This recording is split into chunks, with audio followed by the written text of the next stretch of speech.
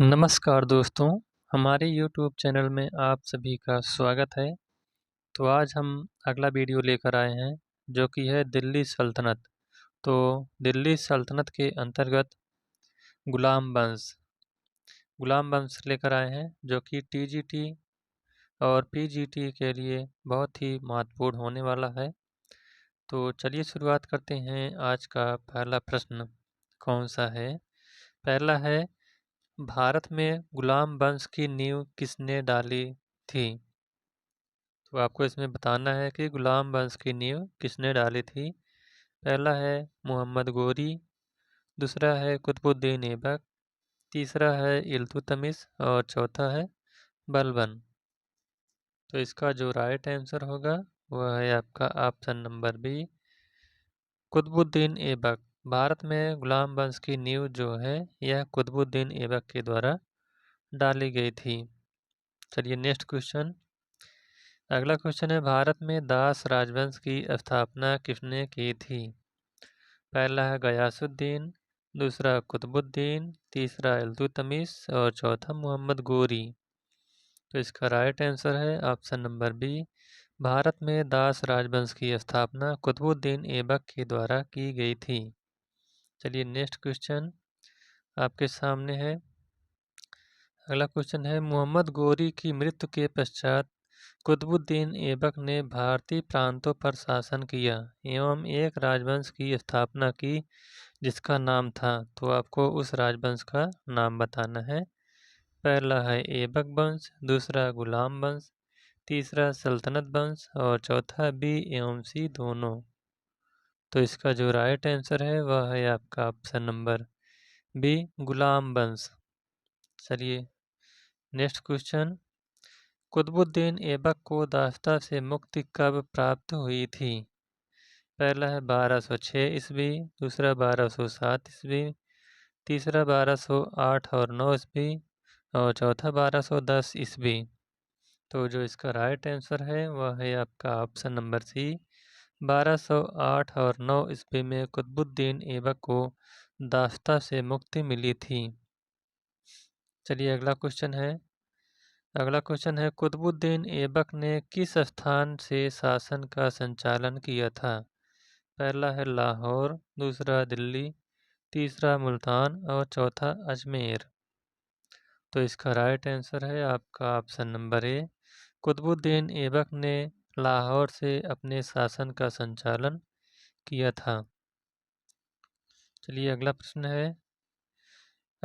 है, सुल्तान कुतुबुद्दीन ऐबक की राजधानी थी। तो आपको सुल्तान कुतुबुद्दीन ऐबक की राजधानी बताना है कौन सी थी। पहला है लाहौर, दूसरा दिल्ली, तीसरा अजमेर और चौथा लखनौती।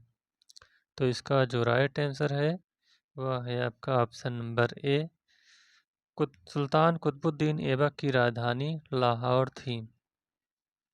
चलिए अगला क्वेश्चन है, निम्नांकित में से कौन सा शासक लाख बख्श के नाम से जाना जाता था? पहला है कुतुबुद्दीन ऐबक, दूसरा रजिया सुल्तान, तीसरा फिरोज शाह तुगलक और चौथा शेर शाह सूरी। तो इसमें से आपको सही उत्तर बताना है कौन सा सही होगा। तो इसका जो राइट आंसर है वह है आपका option number A, Qutubuddin Aibak को लाख बख्श के नाम से जाना जाता था। अब लाख बख्श क्या होता है? यानी लाखों का दान करने वाला। चलिए अगला क्वेश्चन है, अजमेर में 2.5 दिन का झोपड़ा बनवाया था। तो अजमेर में जो 2.5 दिन का झोपड़ा है यह किसके द्वारा बनवाया गया था? पहला है कुतुबुद्दीन ऐबक, दूसरा इल्तुतमिश, तीसरा बलबन और चौथा शाहजहां। तो इसका राइट आंसर है option number A, Qutubuddin Aibak. Ajmer में 2.5 दिन का झोपड़ा कुतुबुद्दीन ऐबक ने बनवाया था। चलिए अगले प्रश्न की ओर। अगला प्रश्न है, मृत्यु के उपरांत कुतुबुद्दीन ऐबक को दफनाया गया। तो जब कुतुबुद्दीन ऐबक की मृत्यु हो गई तो उसे कहाँ पर दफनाया गया? पहला है रावलपिंडी में, दूसरा इस्लामाबाद में, तीसरा लाहौर में और चौथा दिल्ली में। तो इसका राइट आंसर है आपका ऑप्शन नंबर सी, लाहौर में। तो कुतुबुद्दीन ऐबक की मृत्यु जब हो गई तो उसे लाहौर में दफना दिया गया। अगला क्वेश्चन है, दास राजाओं में सबसे महान किसे माना जाता है? पहला है ससमुद्दीन इल्तुतमिश, दूसरा कुतुबुद्दीन ऐबक, तीसरा रजिया सुल्तान और चौथा बहराम शाह। तो इसका जो राइट आंसर होगा वह है आपका ऑप्शन नंबर ए। दास राजाओं में सबसे महान ससमुद्दीन इल्तुतमिश को माना जाता है। अगला क्वेश्चन है, खलीफा का मान्यता प्राप्त सॉरी खलीफा का मान्यता पत्र प्राप्त करने वाला दिल्ली का प्रथम सुल्तान कौन था? पहला है ऐबक, दूसरा इल्तुतमिश, तीसरा बलबन और चौथा अलाउद्दीन खिलजी। तो इसका राइट आंसर है आपका ऑप्शन नंबर बी, इल्तुतमिश। तो खलीफा का मान्यता पत्र प्राप्त करने वाला दिल्ली का जो प्रथम सुल्तान था वह इल्तुतमिश था। अगला है, दिल्ली सल्तनत का प्रथम वैधानिक सुल्तान कौन था? पहला है ऐबक, दूसरा इल्तुतमिश, तीसरा मोहम्मद गोरी और चौथा बलबन। तो इसका जो राइट आंसर होगा वह है आपका इल्तुतमिश, ऑप्शन नंबर बी। यानी दिल्ली सल्तनत का जो वैधानिक सुल्तान था वह इल्तुतमिश था। चलिए अगला प्रश्न है, निम्नलिखित में से किसने कहा है कि भारत में मुस्लिम संप्रभुता का इतिहास वास्तव में इल्तुतमिश के शासनकाल से प्रारंभ होता है? पहला है मोहम्मद अजीज अहमद, दूसरा मोहम्मद हबीब, तीसरा राम प्रसाद त्रिपाठी और चौथा खालिक अहमद निजामी। तो इसका राइट आंसर है option number C, Ram Prasad Tripathi ने कहा है कि भारत में मुस्लिम संप्रभुता का इतिहास वास्तव में इल्तुतमिश के शासनकाल से प्रारंभ होता है। अगला क्वेश्चन है, निम्नलिखित में से किसने दिल्ली को सल्तनत की राजधानी के रूप में स्थापित किया? पहला है कुतुबुद्दीन ऐबक, दूसरा इल्तुतमिश, तीसरा रजिया सुल्ताना और चौथा जलालुद्दीन खिलजी। तो इसका राइट आंसर है option number B, Iltutmish. Iltutmish ने दिल्ली को सल्तनत की राजधानी के रूप में स्थापित किया। अगला क्वेश्चन है, इल्तुतमिश द्वारा सत्ता ग्रहण करने का क्या आधार था? तो आपको बताना है कि इल्तुतमिश द्वारा सत्ता ग्रहण करने का क्या आधार था। पहला है यह ऐबक का दामाद था, दूसरा उसने बल प्रयोग से सत्ता ग्रहण की थी, तीसरा दिल्ली के तुर्क अमीरों व सैन्य अधिकारियों ने उसका चयन किया और चौथा लाहौर स्थित अमीरों द्वारा वह चयनित हुआ। तो इसका राइट आंसर है ऑप्शन नंबर सी, दिल्ली के तुर्क अमीरों व सैन्य अधिकारियों ने उसका चयन किया था। यानी इल्तुतमिश का इल्तुतमिश ने जो सत्ता प्राप्त की थी तो वह दिल्ली के तुर्क अमीर और सैन्य अधिकारियों ने उसका चयन किया था। अगला है, दिल्ली सल्तनत में एकता प्रारंभ करने का श्रेय किस सुल्तान को जाता है? पहला है इल्तुतमिश, दूसरा बलबन, तीसरा रजिया और चौथा अलाउद्दीन खिलजी। तो इसका राइट आंसर है आपका ऑप्शन नंबर ए, दिल्ली सल्तनत में एकता प्रथा प्रारंभ करने का श्रेय इल्तुतमिश को जाता है। अगला क्वेश्चन है, दिल्ली सल्तनत के किस शासक ने एकता प्रथा की शुरुआत की थी? तो यह इल्तुतमिश ने इसकी शुरुआत की थी एकता प्रथा की। ऑप्शन नंबर सी इसका सही उत्तर हो जाएगा। चलिए अगला प्रश्न है, एकता व्यवस्था का प्रचलन किसने किया? तो एकता व्यवस्था का जो प्रचलन किया था यह इल्तुतमिश के द्वारा किया गया था। ऑप्शन नंबर सी इसका सही उत्तर हो जाएगा। अगला है, मंगोलों का आक्रमण सर्वप्रथम किस सुल्तान के समय हुआ था? पहला है इल्तुतमिश, दूसरा बलबन, तीसरा अलाउद्दीन खिलजी और चौथा शेर शाह।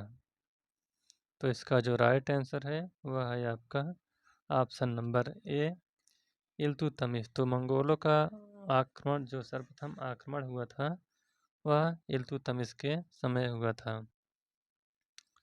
अगला प्रश्न है, अपने विख्यात नेता चंगेज खां के नेतृत्व में मंगोल प्रथम बार किस सन में सिंधु नदी के किनारे संगठित हुए थे? पहला है 1221 ईस्वी, दूसरा है 1222 ईस्वी, तीसरा 1223 ईस्वी और चौथा 1224 ईस्वी। तो इसका राइट आंसर है ऑप्शन नंबर ए 1221 ईस्वी में इसका राइट आंसर।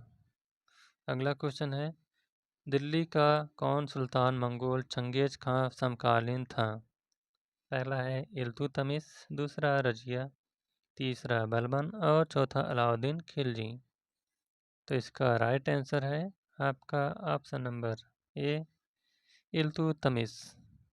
इल्तुतमिश जो है यह सुल्तान मंगोल चंगेज खां का समकालीन था। अगला प्रश्न है, निम्नलिखित में से किसका पीछा करते हुए चंगेज खान सिंध नदी के तट पर पहुंच गया था?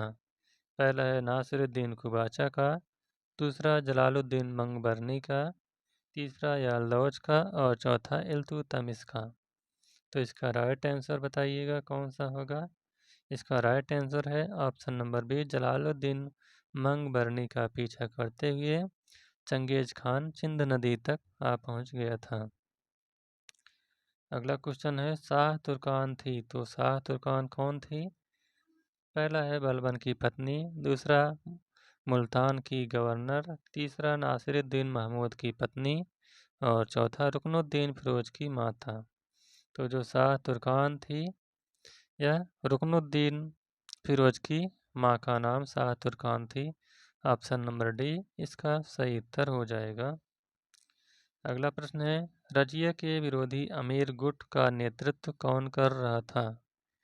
पहला है मलिक इनुद्दीन कबीर खां, दूसरा निजामुल मुल्क जुनैदी, तीसरा मलिक अलाउद्दीन कूची और चौथा मलिक बलबन।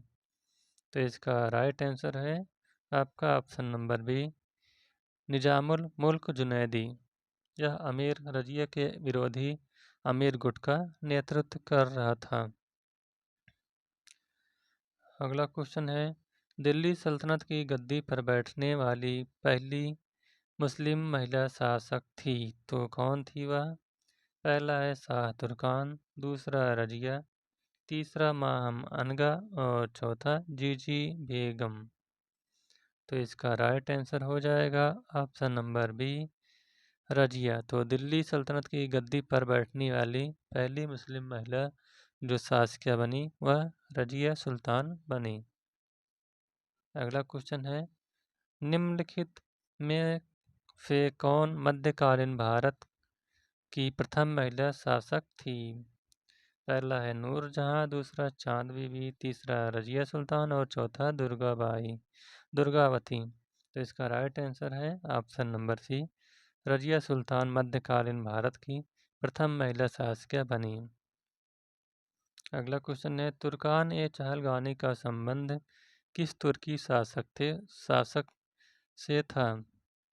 पहला है कुतुबुद्दीन ऐबक, दूसरा इल्तुतमिश, तीसरा नासिरुद्दीन महमूद और चौथा बलबन। तो इसका राइट आंसर है option number B Iltutmish. Turkan e Chahalgani का संबंध इल्तुतमिश से है। अगला क्वेश्चन है, 1258 ईस्वी में किस मंगोल नेता ने खिलाफत को नष्ट करते हुए खलीफा की हत्या कर दी थी? पहला है हलाकू, दूसरा चंगेज खां, तीसरा तैमूर और चौथा उपर्युक्त में से कोई नहीं। तो इसका राइट आंसर है ऑप्शन नंबर ए हलाकू। तो 1258 ईस्वी में मंगोल नेता ने खिलाफत को नष्ट करते हुए हलाकू की हत्या कर दी थी।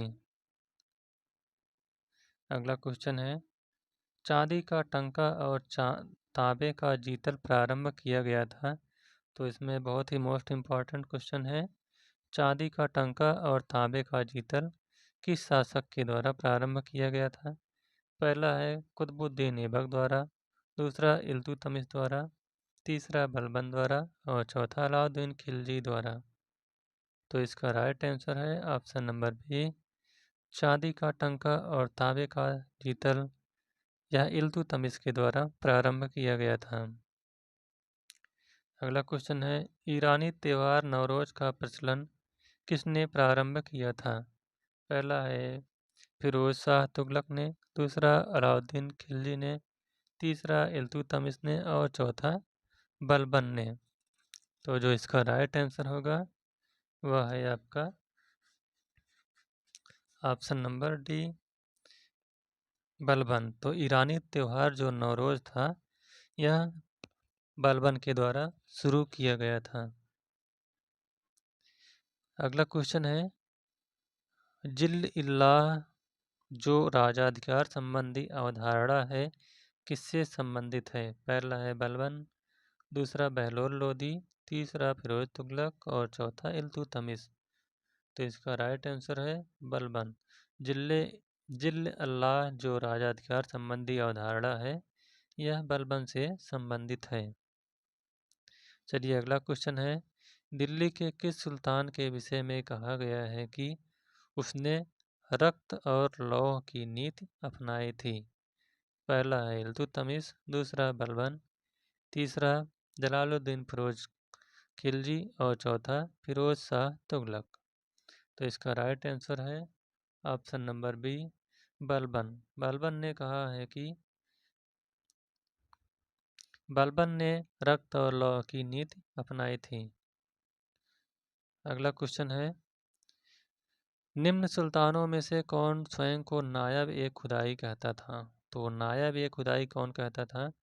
पहला है इल्तुतमिश, दूसरा बलबन, तीसरा अलाउद्दीन खिलजी और चौथा गियासुद्दीन तुगलक।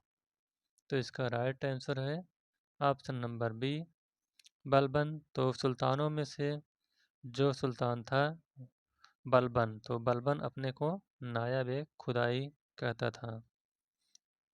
तो इस प्रकार से गुलाम वंश का यह चैप्टर समाप्त होता हुआ। अब अगले वीडियो में आपको मिलते हैं अगला नया वंश लेकर जिसका नाम है खिलजी वंश। तो वीडियो बहुत ही मज़ेदार होने वाला है। तो चलिए अगले वीडियो में मिलेंगे। तब तक के लिए थैंक यू।